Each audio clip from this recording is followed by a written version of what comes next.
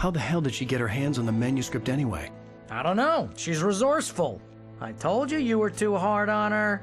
Listen, I found out all sorts of interesting stuff while I was digging around. Yeah. Mr. Wake, it's Sheriff Breaker. We have an FBI agent here, Agent Nightingale. FBI? He's anxious to see you. You'd better come to the station. Okay, I'll be right over, Sheriff. Let's make this quick, huh? Help you folks? Name's Randolph. I'm the manager. We're looking for Rose. Works as a waitress down at the diner. Rose, sure. Nice girl. Who wants to know? I'm Alan Wake. The writer, huh? I heard on the radio you were visiting.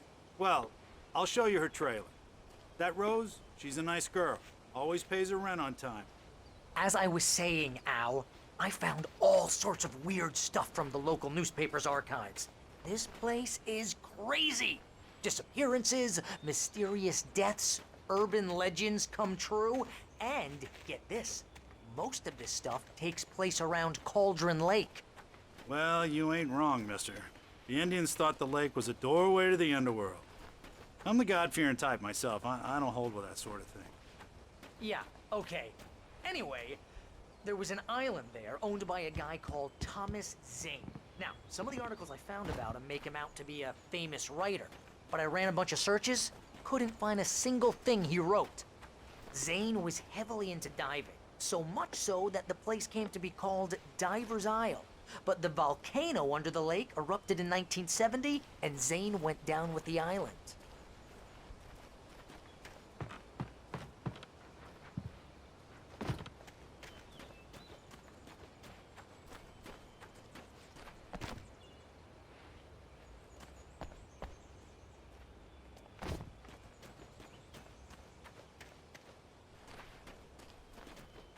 Come on, mister. I'll take you to Rose's trailer.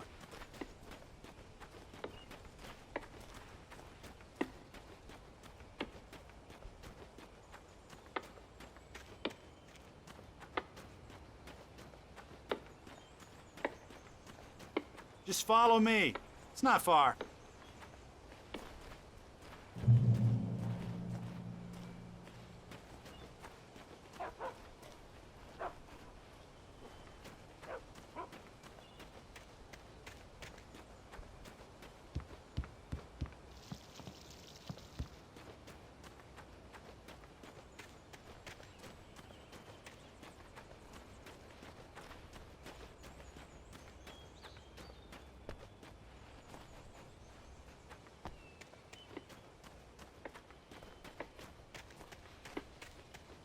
Yeah, how about that?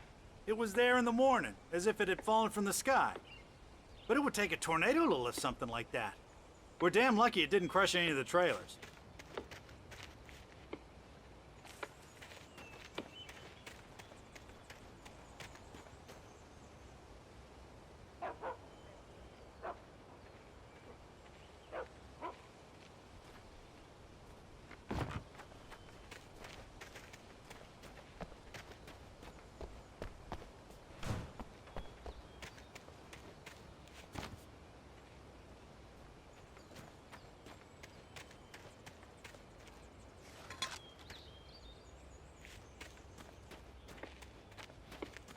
Listen, I got things to do. This place don't run itself.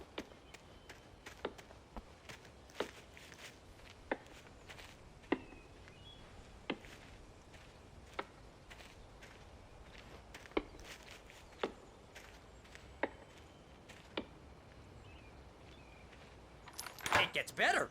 A local girl, Barbara Jagger, drowned in Cauldron Lake just a week earlier.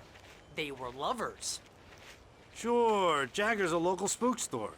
The Scratching Hag comes for you in the dark. Childish stuff like that.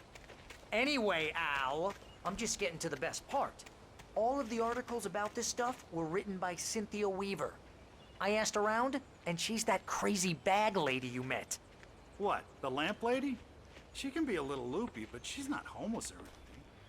Yeah, anyway, she knew both Jagger and Zane before they both died, and she had some kind of a breakdown.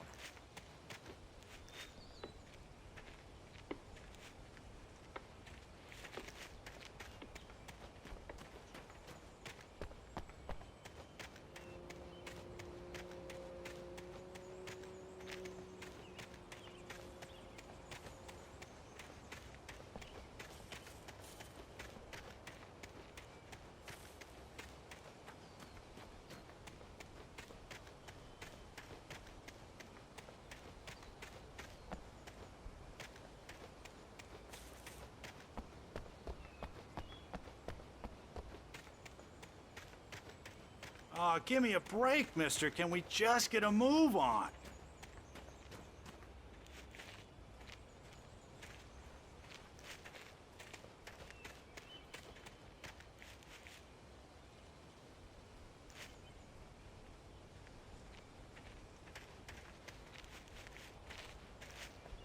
Well, mister, this here's Rose's trailer.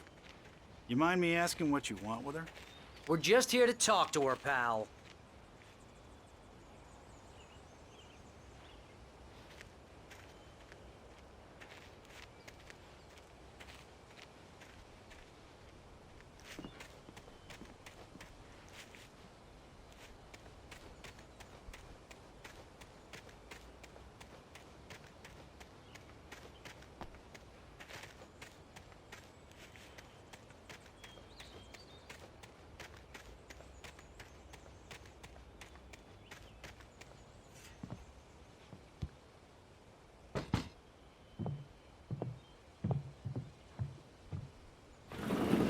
Welcome to...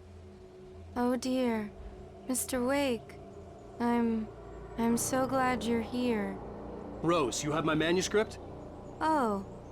Oh yes. Yes. Please, come in. Hey, this is really good. Rose, Yes, my manuscript. I really need it. I understand. I know what you need. A muse to inspire you. Oh, for Barry? She doesn't have anything. Yeah, hey, Al? Al, what's... Oh... Barry! What? What?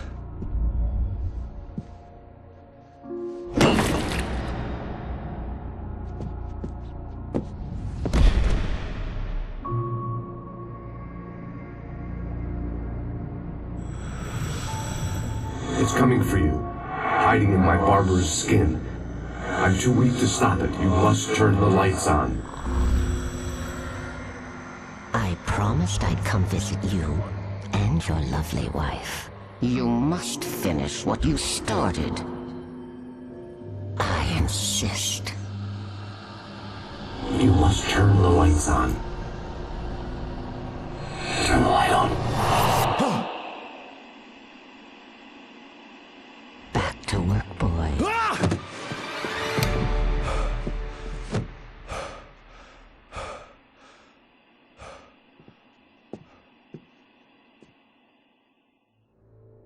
I felt nauseous, hungover. Only anger kept me going. I can't tell reality from dream anymore, but it seems I have an imaginary editor to help me. She's an old woman in a funeral dress. I call her Barbara Jacker. She's very strict. I'm writing faster and faster. My manuscript is being heavily revised. The edits are getting very aggressive, and each day there's less of me and more of her. I hate it, but I know she's right. She promises me I can save Alice this way. She knows more of this than I do. About the complex incantation I'm attempting. About this place. She's worked with another writer under similar circumstances, Thomas Zane. The genre of the story seems to be shifting. It's turning into a horror story. I'm getting close. I can feel it. Rose took a day from me. I had less than 12 hours left to meet the kidnapper. All I could do was get Barry into the car, work something out once I got on the road. Welcome to the Oh Dear Diner. What can I get you today? Coffee? I couldn't work up much hate for Rose. Something had used her to get to me and left its mark. First refill is free. Milk and sugar on the counter there. Would you like to hear today's specials? Thank you. Have a nice day. Come back soon.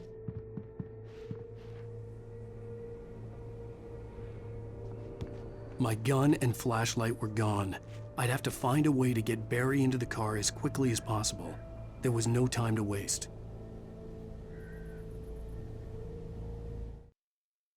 Mr. Randolph liked Rose.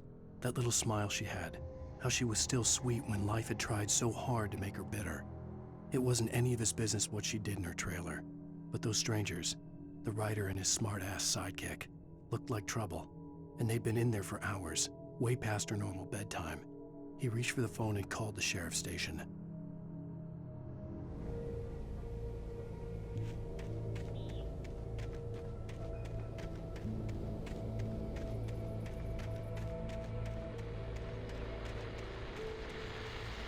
I just stepped outside to catch a breath of fresh air, and let me tell you, the weather's getting heavy.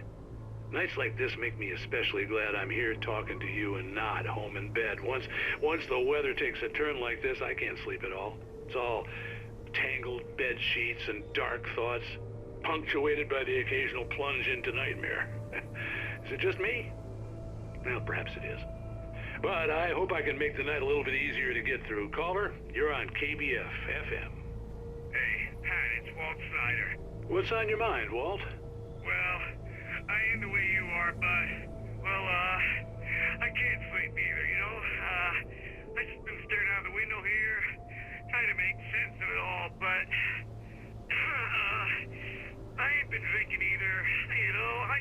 Well, you sound like a man with a problem, Walt. I had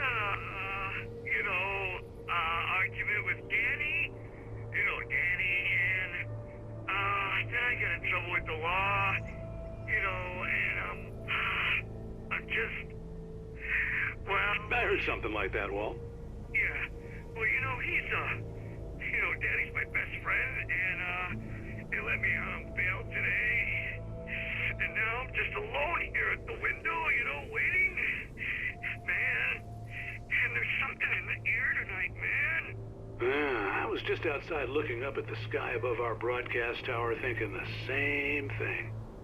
What are you waiting for, Walt? I don't know. Something's gonna happen. I think I better go. Well, Walt, maybe... No, thanks, Pat. Well, good luck to you, Walt. Hang in there. Let's take a little break, folks. This weather's really something else, huh? How can I be sure that you will walk away? Why do you love this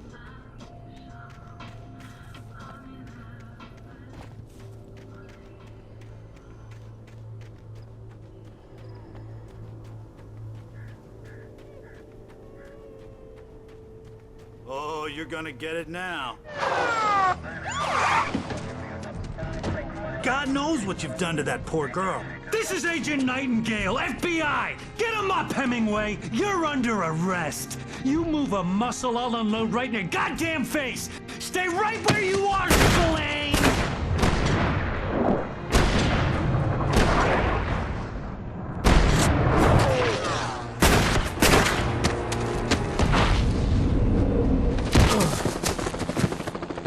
What are you? I'm standing right here, you goddamn maniac!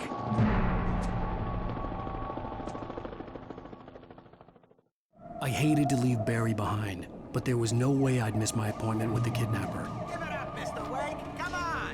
Take it easy on him. Get after him. Don't let him get away. Move it. I'll have you shot if you let him get away.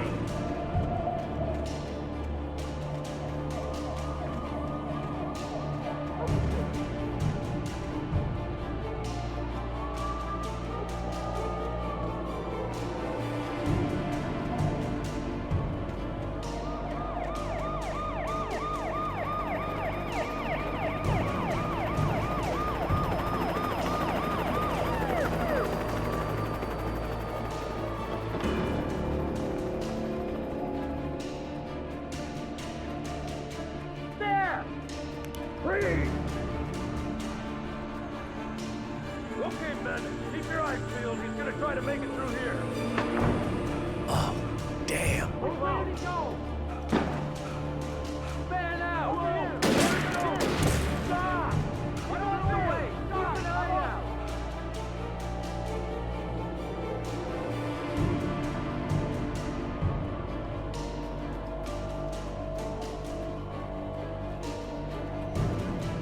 God damn it! Where did he go? Keep an eye out!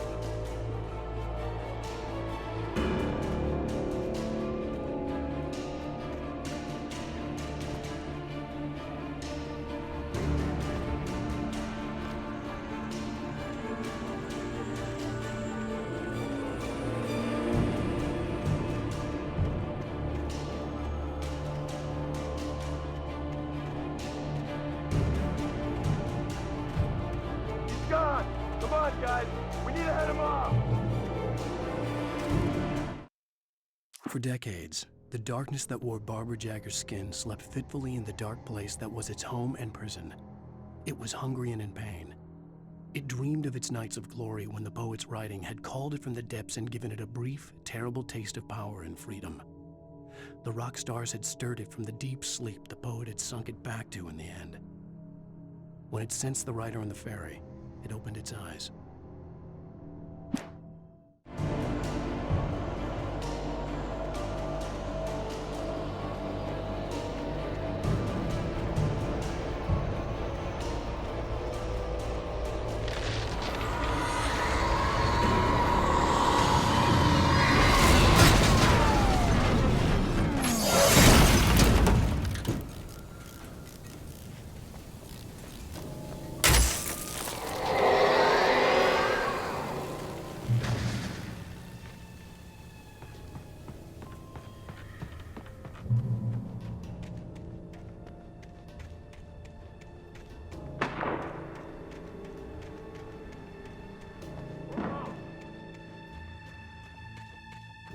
Search the area.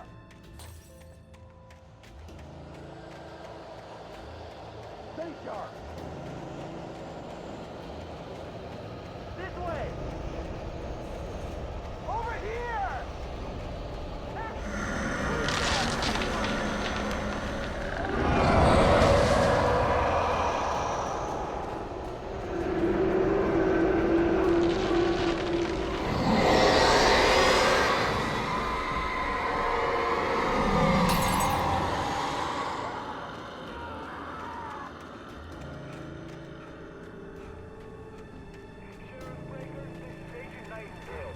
This horror was everywhere I went, circling me.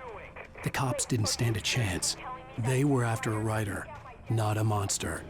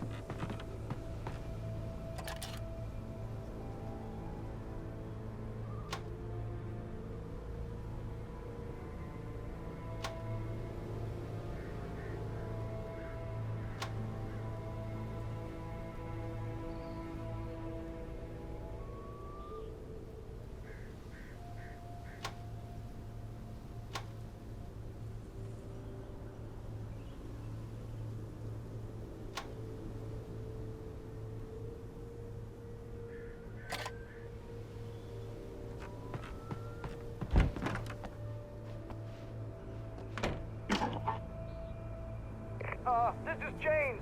Mulligan, Thornton, come in. Over. Thornton here. James, we got both Wheeler and Rose in custody. They didn't put up a fight or anything. Why, they were... Hey, what you... Come on. Sit down and give me that. James, Mulligan here. Over. Go ahead, Mulligan. Over. We got Wheeler and Rose here. Wheeler's drunk or hopped up on something. Speaking of which, that Fed had a pretty distinctive whiff of Otis Scotch about him, if you know what I mean. Over. I don't have anything on that, Deputy Mulligan. Over. Well, whatever. Anyway, Rose is just being plain weird here. You better get Doc in to take a look at both. Over. Gotcha. You better get them here quickly. The, Fed's gonna want to interview Wheeler. Over. Oh, yeah, I'll bet he does. Looks like they have a lot in common. Mulligan out.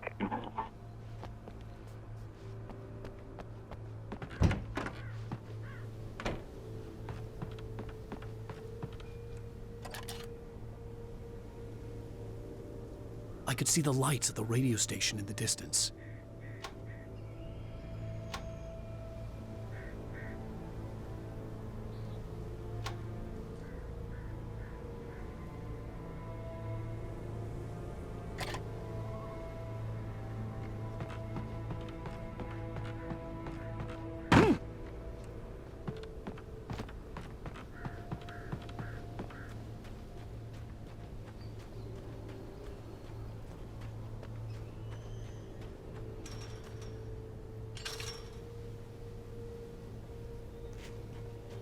I imagined that the broadcast tower in the distance was part of the local radio station.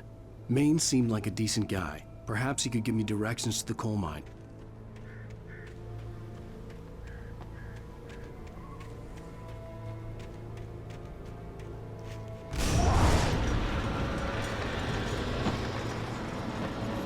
Unnatural shadows clung to the gate. The darkness that was after me was trying to stop me. I wouldn't get through without a light.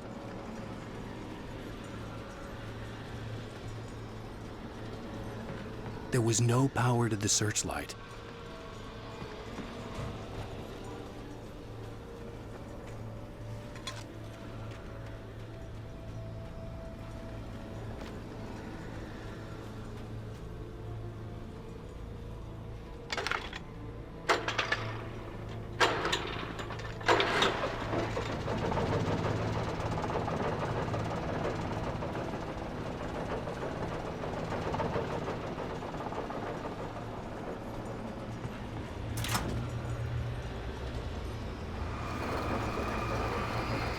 The old generator conked out.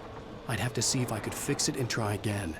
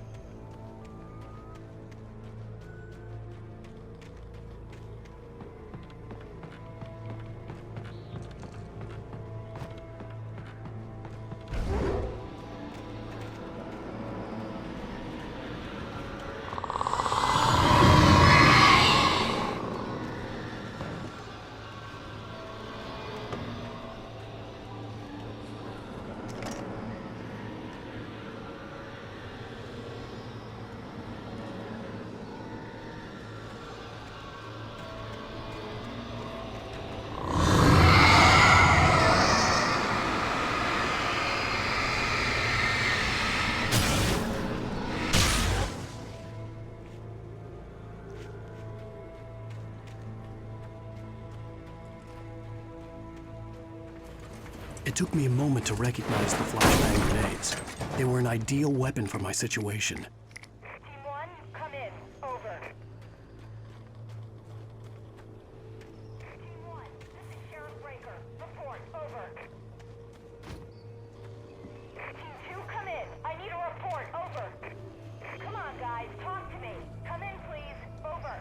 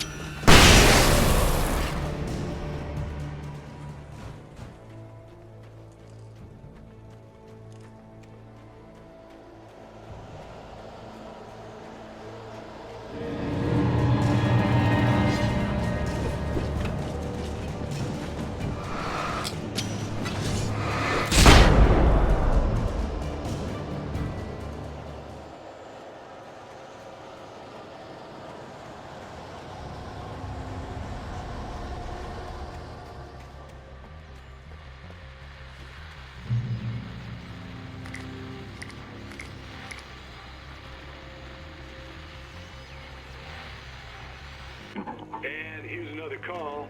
You're on KBF-FM with Pat Maine. It's Milt Peabody, Pat. What's on your mind, Milt? Well, I live near the trailer park, Pat, and there's a big ruckus going on over there. Well, that's just up the road from me, too. What's going on, do you know? I don't know, but there's a bunch of police cars there, lots of sirens, a helicopter buzzing around, and I think I heard some gunshots. Gunshots? Yes, sir, like from a pistol. So can you find out what's going on? Because it's just next door and they're popping off guns there. They're still shooting? No, it was maybe 10, 15 minutes ago. It sounds serious, Pat. I'm telling you, it don't sound like no party. Well, I'm certainly going to give the station a call, Milt. Okay. You'll hear it here as soon as I hear from them. Okay, thanks.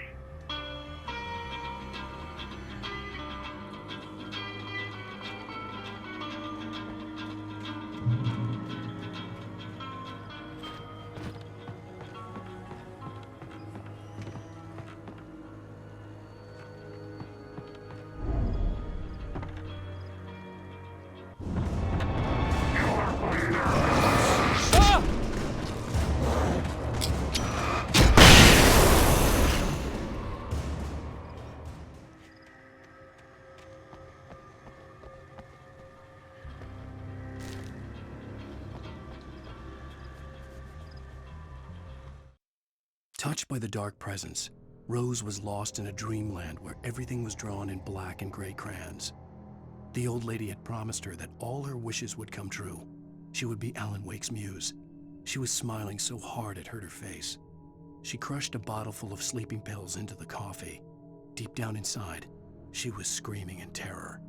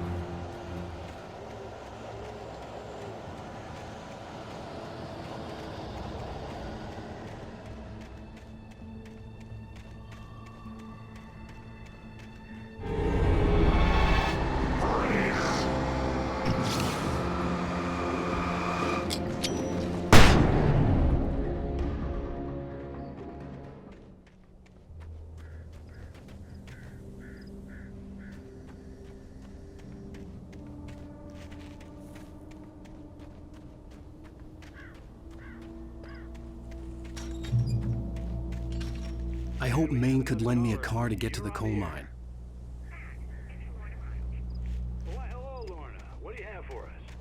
Well, I just don't see why the cops bother with the trailer park. What do you mean? It's a trailer park. Of course you're going to have trouble with a place like that.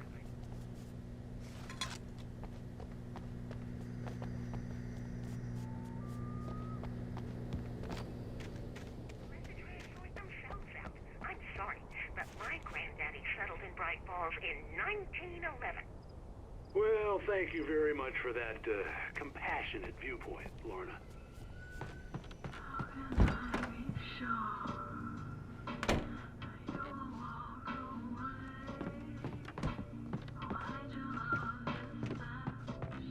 Oh, here's a little surprise. The famous writer Alan Wake just walked in. Folks, I'm going to see if I can talk him into an interview. Come on in, Mr. Wake.